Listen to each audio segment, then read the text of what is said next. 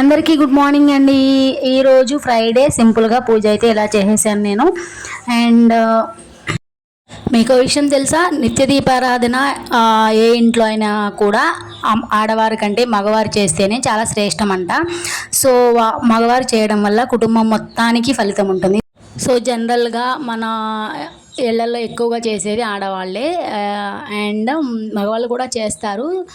But and ఇంకోటి ఏంటంటే, బ్రహ్మముహూర్తంలో అంటే 3:30 నుంచి 5 లోపుగా చేసిన వాళ్ళకి కూడా ఆ టైంలో చేస్తే మంచి ఫలితాన్ని ఉంటుందని మేము మాకు నచ్చినట్టుగా ఏదో ఒక టైంలో కుదిరిన టైంలో చేసుకుంటున్నాం. మీరు ఇలాంటివి చెప్పి మళ్ళీ మా మనసును డిసప్పాయింట్ చేయకండి అని అనమాకండి. సో ఎప్పుడు చేసినా కూడా మన మనసు అయితే మంచిగా ఉంటే ఆ భగవంతుడు ఖచ్చితంగా మన ప్రార్థన స్వీకరిస్తాడండి. సో ఎవరు టెన్షన్ పడకండి, ఎవరికి నచ్చినప్పుడు వాళ్ళు చేసుకోవచ్చు అనమాట.